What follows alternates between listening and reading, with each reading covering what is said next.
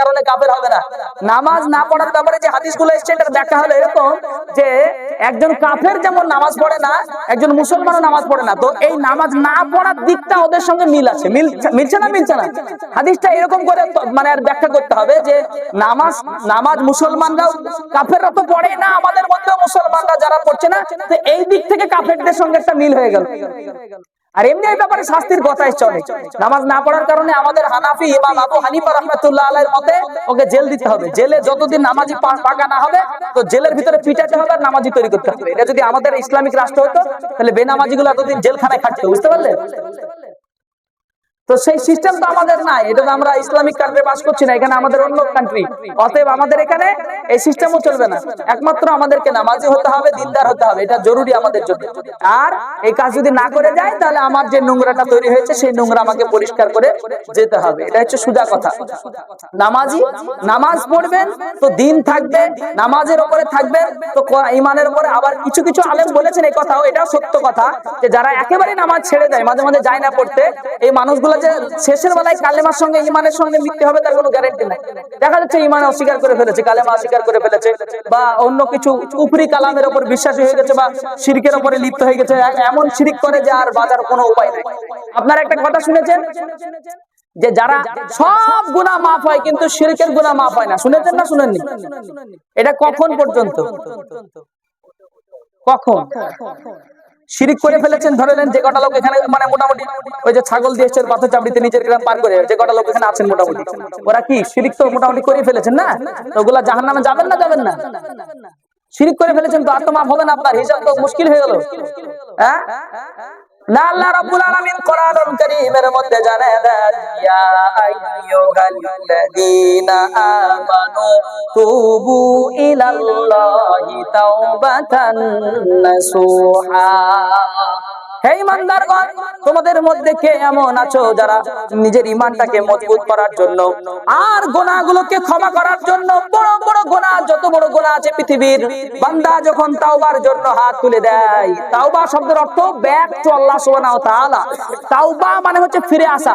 তাওবা, তাবা ইয়াতুবু তাওবাতান মানে হচ্ছে ফিরে আসা। তাওবার মানে এটা না, তোবা তোবা তোবা ফাক পেলে আবা, এটা তাওবা না, বুঝতে পারলেন না? তোবার মানে হচ্ছে ওই কাজ থেকে ফিরে আসা, যে কাজটা করছেন ওটা থেকে আপনাকে ইউ হ্যাভ টু ব্যাক, আপনাকে ফিরে আসতে হবে ফ্রম দ্যাট, ওখান থেকে আপনাকে ফিরে আসতে হবে।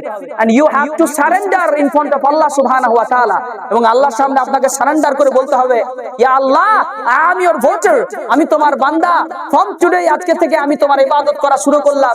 এইভাবে আপনাকে আমাকে এগিয়ে আসতে হবে। তো যে কথা বলছিলাম, প্রশ্নটা যে শিরক যদি করে ফেলি জীবনে তাহলে কি হয়, আসল কথা ওটাই।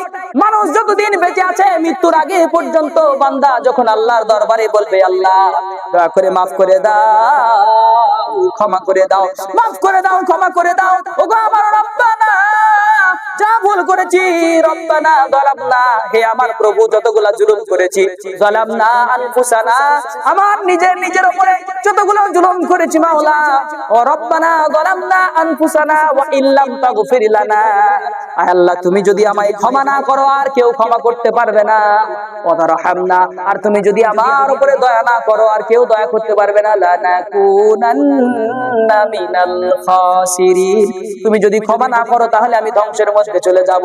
সবকিছুর মর্ম হলো এটাই, মৃত্যুর আগে পর্যন্ত বান্দা যদি আল্লাহর দরবারে বলে, আল্লাহ ক্ষমা করে দাও, যত বড়ই শিরকের গুনাহ থাক না কেন, বান্দার সব শিরকের গুনাহ মাফ করে পবিত্র বানিয়ে দিয়ে বান্দা আবার সেই ঈমানের পথে, আমলের পথে চললে আল্লাহ তাকে ডাইরেক্ট জান্নাতবাসী বানায় দেবে। সুবহানাল্লাহ। অর্থাৎ শিরিক করে ফেলেছি বলে, মনের দুর্বলতা নিয়ে শিরিক করে ফেলেছি বলে ব্যথা নিয়ে আর ফিরে আসবো না, আর ভালো হব না, এরকম চিন্তা ভাবনা রাখা যাবে না।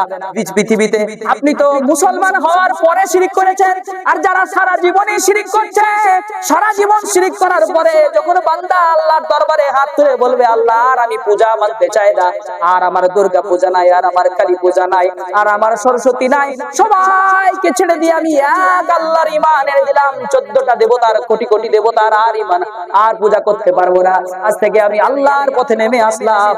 একজন হিন্দু, একজন খ্রিস্টান, একজন জৈন, একজন বৌদ্ধ, একজন ভিন্ন ধর্ম মত পোষণকারী বান্দা যখন আল্লাহর জন্য ঈমান আনবে, লা ইলাহা ইল্লাল্লাহ মুহাম্মাদুর রাসূলুল্লাহ এইটা যখন পড়ে ফেলবে, বান্দা তো সারা জীবন শিরিক করেছে, একবার লা ইলাহা ইল্লাল্লাহ পড়া মাত্র বান্দার জীবনের যত শিরিকের গুনাহ আছে সব ক্ষমা করে দেওয়ার পরে সঙ্গে সঙ্গে বান্দা জান্নাতের খাতায় তার নাম লেখা হয়ে যাবে। সুবহানাল্লাহ। আল্লাহ দুইজনের জান্নাত যাওয়া দেখে হাসবেন কিয়ামতের দিন, দুইজনের জান্নাত যাওয়া দেখে হাসবেন। একজন যে হত্যা হয়েছে আর একজন যে হত্যা করেছে, দুজনে জান্নাতে যাবে।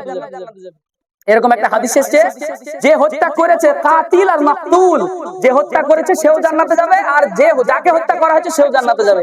এই দুইজনের জান্নাত যাওয়া দেখে আল্লাহ হাসবেন, বলে কি ভাগ্য দেখো এদের। কিরকম জানেন?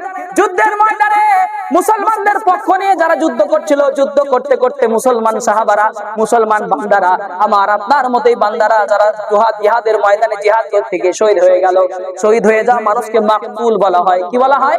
মাকতুল আরবিতে বলে, অর্থাৎ যাকে শহীদ করা হয়েছে। এই ধরনের বান্দা, এই লোকটা তো শহীদ হয়ে গেছে, জান্নাতি। আর যে মুসলমানদের বিপক্ষে লড়াই করছিল, করতে করতে হঠাৎ করে তার ভিতরে আল্লাহর ঈমান চলে এসেছে, বলে এত এত মারামারি, এত কাটিয়ে, এত এদেরকে কষ্ট দিই, তারপরে এরা ধর্মের নাম থেকে, এরা লা ইলাহা ইল্লাল্লাহ থেকে ফিরে আসে না। সঙ্গে সঙ্গে একজন কাফেরদের পক্ষ থেকে একজন হঠাৎ করে যুদ্ধের ময়দানে পাল্টে গেল, লা ইলাহা ইল্লাল্লাহ পরে মুসলমানদের পক্ষ নিয়ে আবার যুদ্ধ শুরু করে দিয়েছে কাফেরদের বিরুদ্ধে। যুদ্ধ করতে করতে বান্দা আবার মৃত্যু হয়ে গেল। অর্থাৎ ওই লোকটাই কিন্তু 10 মিনিট আগে অনেক মুসলমানকে হত্যা করেছে, অনেক মুসলমানকে হত্যা করেছে, শহীদ করে দিয়েছে। তারপরে ও নিজে মুসলমান হওয়ার পরে আরেক জায়গায় কাফেরদের বিরুদ্ধে লড়াই করতে গিয়ে সেও শহীদ হয়ে গেল। সঙ্গে সঙ্গে ও লোকটাও জান্নাতের খাতায় নাম লিখে দিল। বলেন সুবহানাল্লাহ। এই জন্য আল্লাহ বলছেন, বান্দারে যে লোকটা যুদ্ধে মারা গেল, যে লোকটা হত্যা যাকে করা হয়েছে সেও জান্নাতি হয়ে গেল, আর যার উপরে যে হত্যা করেছে সেও জান্নাতি হয়ে গেল। অথচ তার উপরে রমজান মাসের রোজা ফরজ হলো না, তার উপরে নামাজ ফরজ হলো না, তার উপরে আল্লাহ নামাজের হিসাব জিজ্ঞাসা করবে না। লোকটার মৃত্যু যদি 50 বছরেও হয়, আল্লাহ বলবে না 50 বছরে তোমার মৃত্যু হয়েছে, জীবনের আগের নামাজগুলো কোথায় গেল? বলবে না, বলবে না, জিজ্ঞাসা হবে না। একজন কাফের যখন মুসলমান হয়ে যায়, বয়স যদি 55 হয়, 60, 65, 70 হয়, তারপরে সেদিনই যদি মুসলমান হওয়ার পরে রাতারাতি ইন্তেকাল করে, ওই বান্দা মুসলমান হওয়ার পরে ওরা পরে আর কোনো কিছুই ফরজ হয়েছিল না। এই জন্য বান্দার হিসাব থেকে সব খালি হয়ে যাবে। যুদ্ধের ময়দানে শহীদ হওয়ার কারণে বান্দা ডাইরেক্ট জান্নাতি হয়ে যাবে। সুবহানাল্লাহ। কিন্তু আমরা কি করে নামাজ কাজা করি? আমরা মুসলমান কি করে নামাজ ছেড়ে দিই? হযরতে আনাস রাদিয়াল্লাহু তাআলার একটা হাদিস মনে পড়ে গেল। হযরতে আনাস রাদিয়াল্লাহু তাআলা একদিন যুদ্ধের ময়দানে যুদ্ধ করছিলেন, সাহাবাদেরকে নিয়ে, সাথীদেরকে নিয়ে যুদ্ধ করছিলেন। হযরতে আনাস রাদিয়াল্লাহু তাআলা ফজরের আগে যুদ্ধটা শুরু হয়েছিল। খুব খেয়াল করবেন, গুরুত্ব দিয়ে কথা বলছি। খুব ফজরের আগে যুদ্ধ শুরু হয়ে গেল মুসলমানদের বিপক্ষে, কাফের আর মুসলমানদের যুদ্ধ শুরু হলো। হঠাৎ এইবার হযরত আনাস রাদিয়াল্লাহু তাআলা ওই যুদ্ধের মধ্যে ছিলেন। হযরত আনাস রাদিয়াল্লাহু তাআলা সেদিন আর কয়েকজন সাহাবার ফজরের নামাজ ছুটে গেল। কথা না বলি আমরা, এই বাচ্চারা আওয়াজ করো না।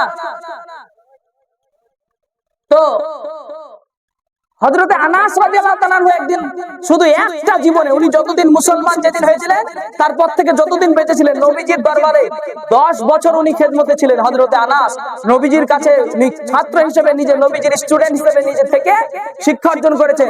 এই আনাস রাদিয়াল্লাহু তাআলা একদিন ফজরের নামাজ ছুটে